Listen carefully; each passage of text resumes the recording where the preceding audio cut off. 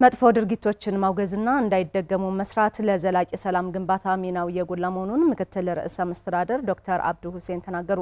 ከፍተኛ የስራ ኃላፊዎች በምዕራብ ጎጃም ዞን ከፍኖተ ሰላምና አካባቢ ነዋሪዎች ጋር በወቅታዊ የሰላም ጉዳይ ላይ ውይይት አድርገዋል። ተጨማሪውን ከአክሊል ምንተስኖት እንከታተል።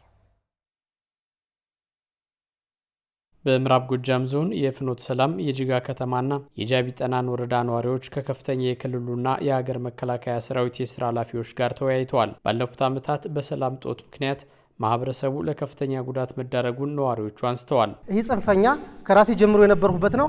እንደ ሀገር ኢትዮጵያን ለማዋረድ ቃል ተቀብሎ አሁን ባለው ሁኔታ ግን ሀገር ማዋረድ ባይችልም ክልላችን ያዋረደበት ሁኔታ ተፈጥሯል። የሚታይ ሀቅ ነው። ልጅ ካላስተማሩች ሀገር ማን ነው የሚረከባት? ነገር ማን ነው ተረካቢው? የኔ ወንድም አርሶ አደር ማዳበሪያ ገዝቶ ዘር ገዝቶ ካላመረተ እንዴት ነው የከተማ ህዝብ ሊኖር የሚችለው? ኧረ እባካችሁ አባቶች ከዚህ እንውጣ እባካችሁ። ቁርጥ ብለን ገብተን ወደ ሰላማችን እንምጣ።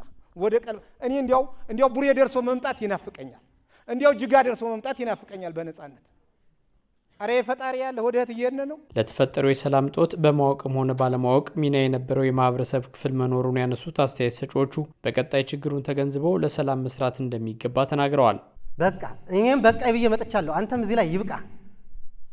የውስጥ አርበኛ ነኝ ብለህ በመረጃ በተለያየ ነገር የሚደገፈው ይቁም። ሰው አይሙት፣ ሰው ሀብት ነው፣ ሰው ልማት ነው። አይሙት፣ ያም ቡድን አይሙት። መንግስት ይቅርታ ጠይቆታል እና አግባ ብሎታል። መሞት የለበትም። እየሮጣ አይሙት። ባጠባችሁ ጡቴ ኑሊ ልጆቼ እንበል። እናቶችም እህቶችም እንደዛው እንለምናቸው። ሁላችንም ለአንድ ለሰላም ምንጭ ለመስበክ ለማስተማር እኔ በቅድስት ቤተክርስቲያን ስም ቃል ገባለሁ። ሟች ለምን እንደሚገል ገዳይ ለምን እንደሚገደል የማያውቁበት ዘመን ይመጣል። ነብዩ መሐመድ ሰለላሁ ዐለይሂ ወሰለም ያ ዘመን እኛ አሁን ያለንበት ይመስለኛል። እና ሁላችንም ጥንቃቄ አድርገን ወደ ራሳችን እንመለስ፣ ሰላሙን እናምጣው። በመድረኩ የተገኙት የምስራቅ እዝ ዋና አዛዥ ሌተናል ጄኔራል መሐመድ ተሰማ የባዕዳንን ተልዕኮ ተቀብለው ሀገር የሚያተራምሱ ጸረ ኢትዮጵያ ኃይሎችን በጋራ መታገል እንደሚገባ አንስተዋል። ቤታችሁ ውስጥ ያሉትን የጽንፈኛ ተላላኪዎች አጽዱ፣ ጎረቤታችሁ ያሉትን አጽዱ፣ ሰፈራችሁን ጠብቁ፣ ከተማችሁን ጠብቁ።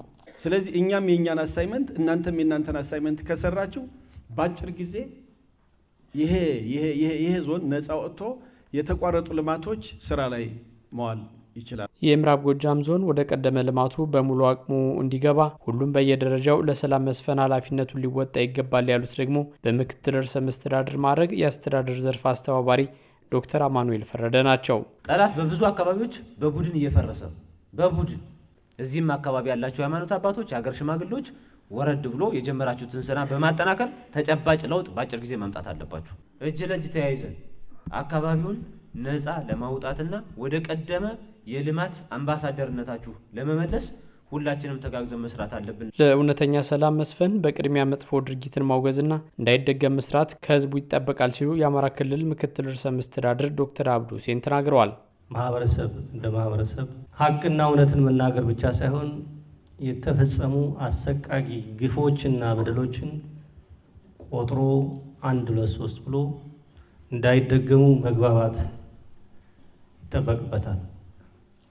ዛሬ በዚህ መድረክ ይሄ ሀቅ እውነት እና በዚህ የሰላምና የጸጥታ ችግር የተፈጸሙ አሰቃቂ ግፎች፣ አሰቃቂ ግድያዎች በተገቢው መንገድ ተተንትነዋል።